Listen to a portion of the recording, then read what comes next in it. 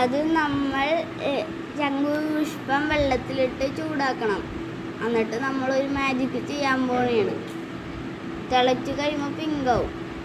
പിങ്കല്ല, blue ആവും. അതിൽ നമ്മൾ നാരങ്ങ ഒഴിക്കുമ്പോൾ വേറെ കളറാവും. കണ്ട, പിങ്ക് കളറൊക്കെ. അതെ,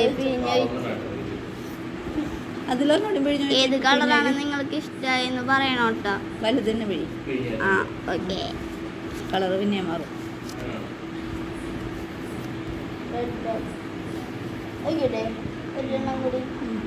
കണ്ട കളർ മാറണത്.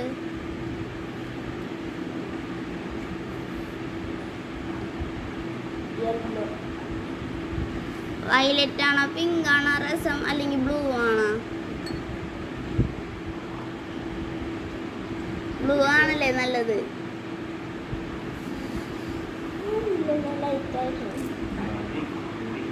നിങ്ങൾ വീട്ടിൽ ഉണ്ടാക്കി നോക്കണം കേട്ടോ. സൂപ്പർ. പറമ്പിലൊക്കെ കിട്ടുന്ന ഈ പൂവ് ഇങ്ങോട്ട് കാണിക്കണോട്ടെ, ഫോട്ടോക്കാരനെ കാണിക്കില്ല. ശംഖുപുഷ്പമാണ് കാണില്ല, കാണിക്ക. അവൻ്റെ കാണില്ല മര്യാദ അടങ്ങി ഒന്ന് നിൽക്ക്. കുടിക്കാൻ നല്ല ടേസ്റ്റാണ്. പഞ്ചസാര ഇടണ്ട. അന്ന് വേറെ കളറും ആയില്ലേ? ഇടണം, ഇത്തിരി ഇട്ടാൽ മതി.